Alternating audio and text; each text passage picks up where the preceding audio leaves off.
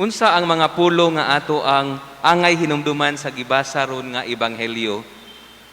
Ang giingon sa mahal nga Birhen ngadto sa mga sulugoon. Unsa man ang iyang giingon, buhatan ninyo bisan unsay isugo kaninyo. Kitang tanan gidapit, gidasig sa pagbuhat sa tanan nga gitugo kanato sa atong Ginoo. Kay nianang pamagiha, unsa may nahitabo didto dihang sila mituman sa gisugo ni Jesus ngadto kanila. Nahitabo ang usa ka milagro. Nahitabo ang milagro sa pagkausab sa tubig ngadto sa bino. Sa ato usab nga kinabuhi, mausab kini ang mahitabo. Kung kita mubuhat sa tanan nga isugo sa atong Ginoo dinhi kanato sa lain-laing estado sa atong kinabuhi.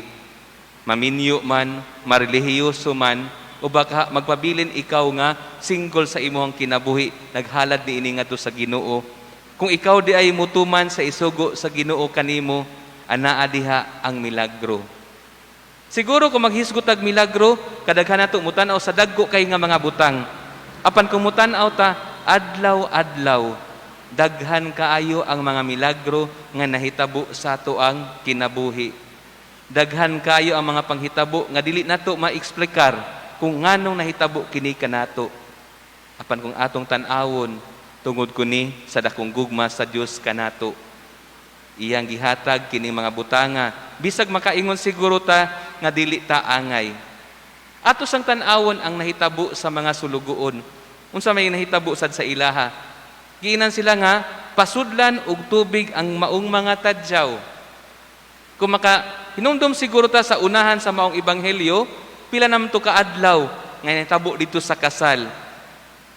Sa ato pa di ay daghan na to sila og mga gipang trabaho, daghan na sila og gibuhat. Siguro gipangkapoy na to sila. Apan bisan sa ilang kakapoy unsa may ilang gibuhat, mituo sila, nagkaho silag tubig, ilang gipuno ang maong mga tadyaw. Ug tungod niini nahitabo ang milagro. Mga igsuon sa ato ding kinabuhi, bisan tuod sa atong mga kabalaka, bisan sa atong mga kahangawa, bisan sa atong kakapoy, dili nato kalimtan nga kung kita lang gyud ay mubuhata sa gisugo sa Ginoo kanato adlaw-adlaw, ang mga buta nga magtuo siguro ta nga imposible nga mahitabo, imposible nga matuman, apan kung ato kining buhaton mutuman lang gyud kita, aduna gyud ay mahitabo. Adunay mahitabo nga kaayuhan sa atong kinabuhi. Makadawat kita og mga milagro sama sa nahitabo dito sa kasal sa Kana. Nga ang mahal nga Birhen nagpataliwala. Karon atong gihimo ang ato ang first Saturday devotion, pagpasidungog nato sa mahal nga Birhen Maria. Busa isip mga deboto sa mahal nga Birhen Maria atong hinumduman nga wala niya giangkon ang tanan kundi iyang gibuhat, iyatang gitudluan nga magpaduol sa iyang anak nga si Jesus. Buhatan ninyo bisan unsay isugo kaninyo, bisan unsa. Wala mag-ingon nga pilian lang unsa inyong ganahan kundi ang bisan unsa nga gisugo sa atong Ginoo kanato. Unsa maning sugua? Labaw sa tanan mao ang pagpakita og gugma. Gugma sa usag-usa.